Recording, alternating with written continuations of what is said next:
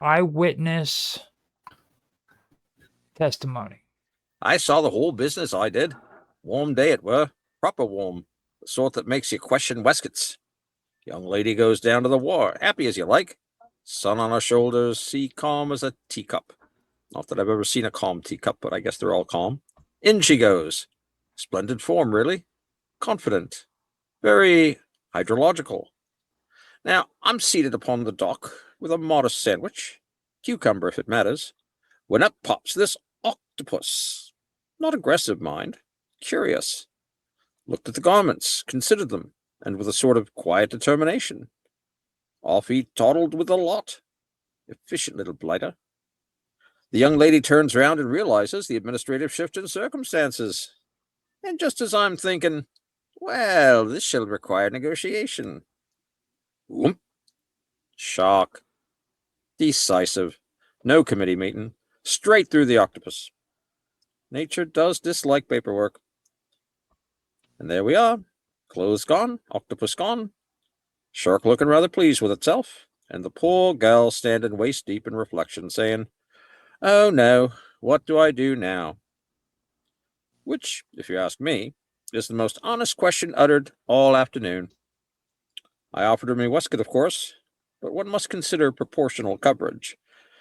In the end, she stayed in the water until the coast was diplomatically clear. Can't fault her composure, really. Most people panic when the food chain reorganizes around them. She merely sighed. Rather British of her, actually.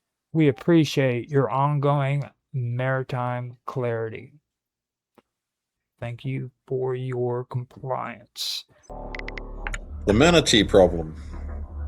Mark Watashik knew something was wrong, but he didn't realize how wrong until the third night he woke up covered in polite marine mammals. It started small, like all bad decisions. Too much caffeine, too many cigarettes, not enough sleep. The usual, I'm fine, everything's fine routine, right up until your bloodstream starts feeling like it could legally qualify as an energy drink. Mark didn't stop, because stopping would have required self-reflection, and Mark was not at that time accepting applications for self-reflection.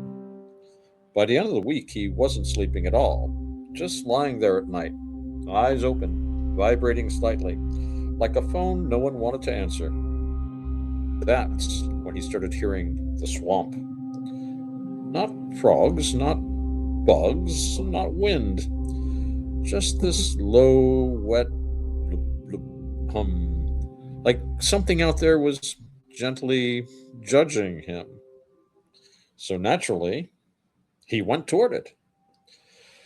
Now, most people, when confronted with a mysterious swamp noise at 2:30 in the morning, will say something reasonable like, "No." Mork said, "I bet this is important." He brought a flashlight. He brought a lighter. He brought 3 cans of something that legally could not call itself soda. What he did not bring was good judgment. The swamp greeted him the way swamps do: quiet, still, slightly damp, in a way that felt personal. He found a patch of water that looked wrong. Not scary wrong, more like someone forgot to animate this wrong. And right at the edge of it, he felt that same hum, but stronger now, more focused, like it had noticed him noticing it. Mark crouched down, looked at the water, looked at himself in the reflection, looked at the cigarette in his hand, and then, without any real reasoning whatsoever, he flicked the ash into the swamp. The swamp reacted, not violently, not dramatically, just disappointed. The water rippled. Something surfaced, and Mark leaned in because, again, bad judgment was really carrying the team here. 2 round nostrils, a slow blink,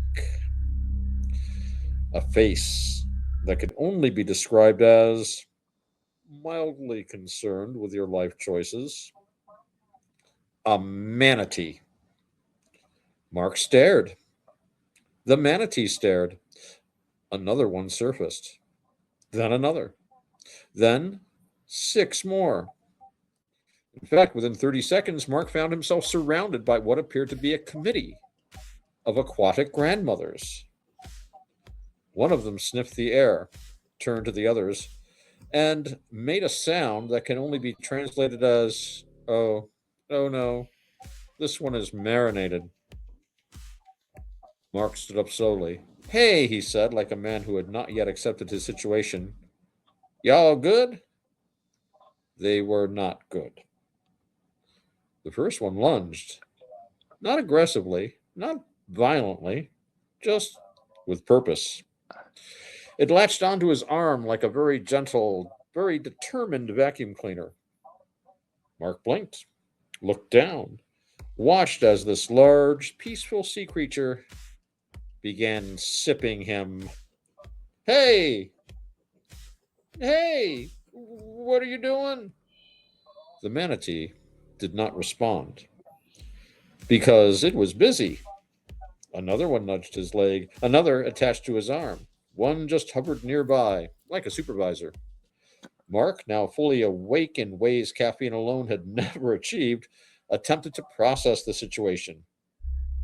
They're drinking me. They are drinking me. Why are they so calm about it? The answer came not in words, but in behavior. These were not predators, these were connoisseurs. One detached briefly, made a soft, satisfied noise, and turned to the others. You could feel the message. Notes of nicotine, strong caffeine body, slight regret finish. Another one went in for a second round. Mark tried to pull away. Didn't work.